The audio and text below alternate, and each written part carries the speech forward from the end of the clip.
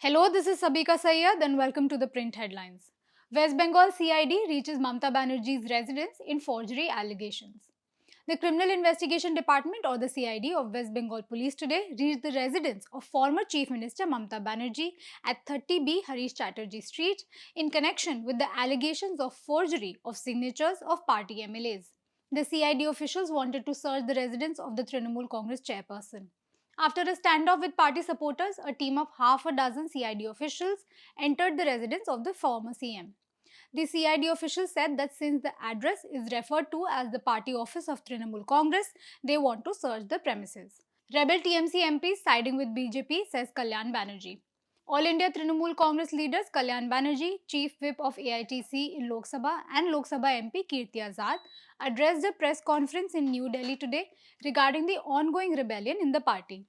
Kalyan Banerjee, Chief Whip of AITC in the Lok Sabha on the rebel Trinamool Congress MPs says, and I quote, "Today their leader is Narendra Modi. They have become BJP." Several MPs from Trinamool Congress met with Union Minister and Bharatiya Janata Party West Bengal observer Bhupendra Yadav at his residence yesterday. Former TMC MLA and first mayor of Bidhannagar held by Kolkata police. The former Trinamool Congress MLA and the first mayor of the Bidhannagar Municipal Corporation, Sabyasachi Dutta, was arrested yesterday night for allegedly extorting over 1.05 crore rupees from a Salt Lake-based businessman in 2018. According to officials, a team from Bidhannagar North Police Station immediately conducted a search operation at Datta's residence in Rajarats, Raigachi area as per the complaint lodged by the businessman Madhusudan Chakrabarti. He was also later arrested. Sabyasachi has been a two-time MLA from Trinamool Congress who also switched to BJP in 2019 but returned to his old party 2 years later. Ministry, NTA, NMC officials to face parliamentary panel tomorrow over NEET re-exam. Top officials of the Health and Education Ministries, National Testing Agency, and National Medical Commission will brief a parliamentary panel tomorrow over the conduct of the NEET-UG re-examination on June 21. The department-related Parliamentary Standing Committee on Health and Family Welfare has summoned the Secretaries of Higher Education and Health, besides top officials of the NTA and NMC, to brief the panel on the NEET re-exam. This is the third parliamentary panel before whom the top officials of the ministries and NTA and NMC are appearing.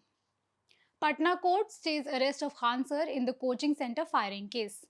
A local court in Patna today stayed the arrest of popular educator and YouTuber Faisal Khan, also known as Khan Sir, in connection with the firing that happened at his coaching institute on the night of June 2.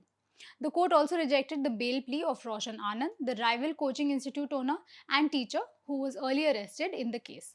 Earlier, Khan's lawyer Arvind Kumar Mawar had filed an anticipatory bail petition at Patna District Court.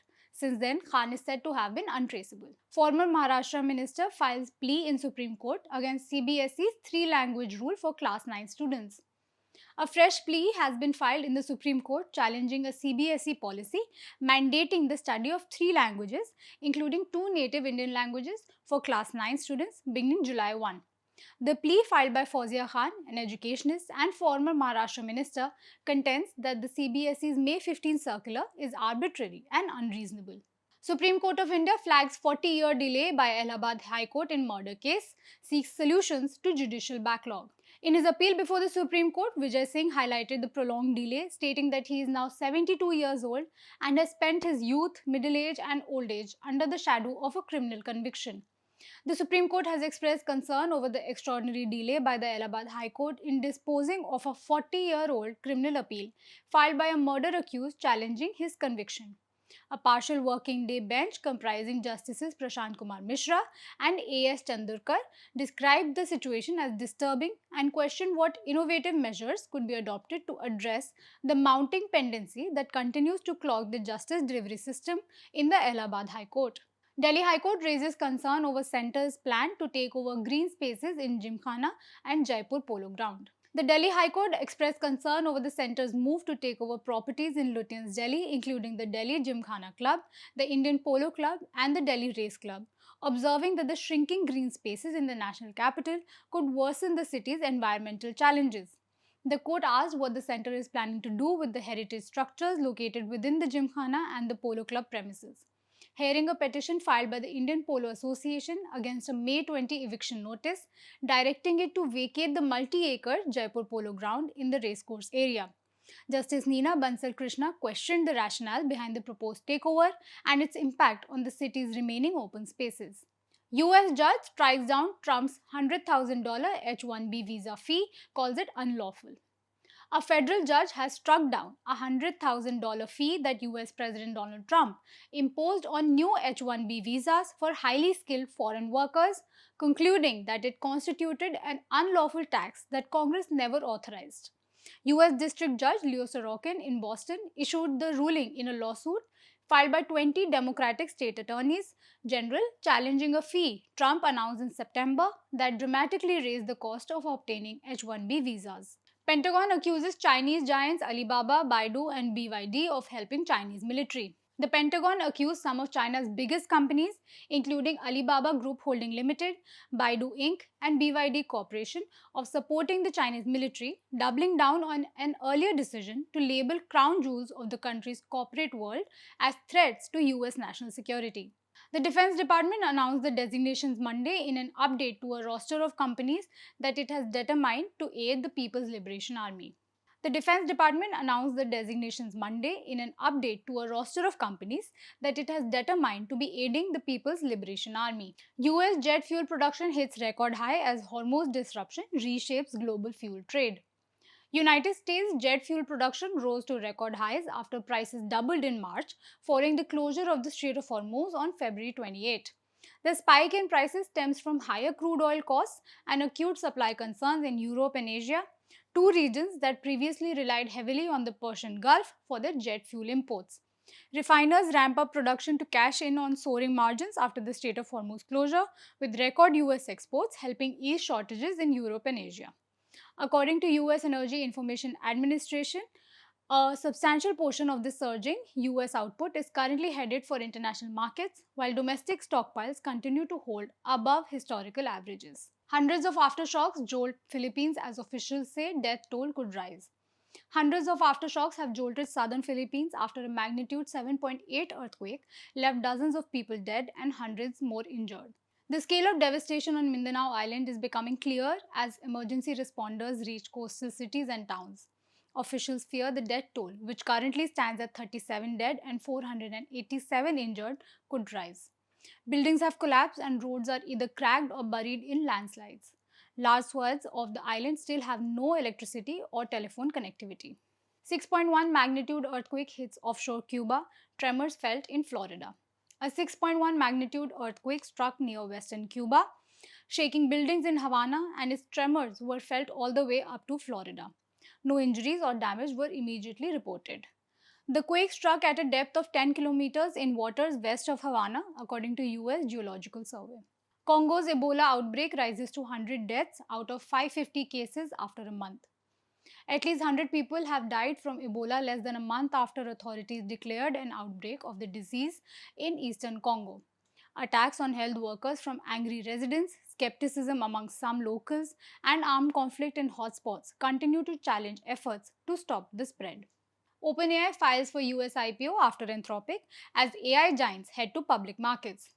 OpenAI confidentially filed for a US initial public offering recently, the ChatGPT maker said yesterday, joining rival Anthropic in a push toward a stock market listing as it looks to tap into insatiable investor demand for AI shares. OpenAI did not disclose the size or terms of the offering and said a timeline has not yet been determined. The statement said, and I quote, "It may be a while because there are things we want to do that are likely easier as a private company." Shraddha Kapoor's next film, Etha, with Chhawa director Lakshman Utekar, gets release date. Etha, the much-awaited Hindi film starring Shraddha Kapoor, will release in theatres on August 28 this year on the occasion of Raksha Bandhan, the makers announced today.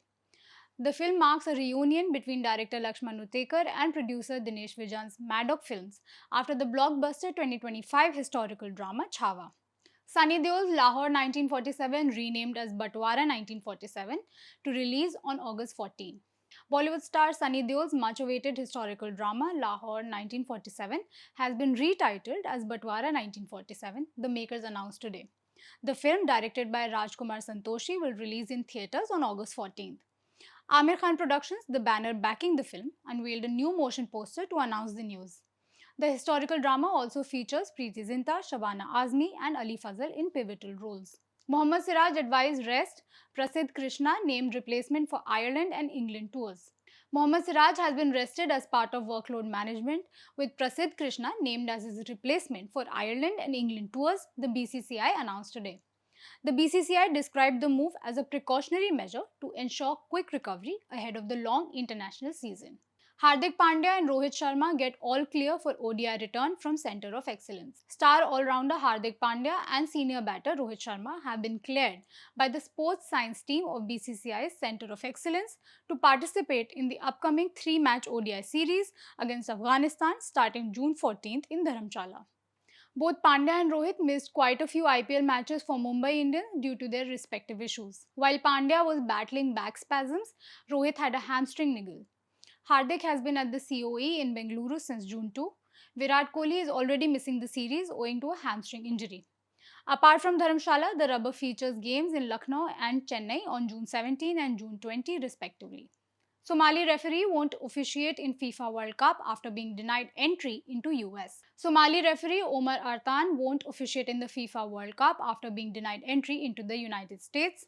US Customs and Border Protection has said that a Somali national who was planning to referee in the World Cup had been denied entry after arriving to Miami International Airport from Istanbul on Saturday. While the CBP statement didn't mention the person by name, Artan is the only World Cup referee from Somalia. FIFA said, and I quote, "In line with previous FIFA events, a host government ultimately determines who receives a visa and who is admitted into their country." That's all we have for you today. We'll be back tomorrow with the latest.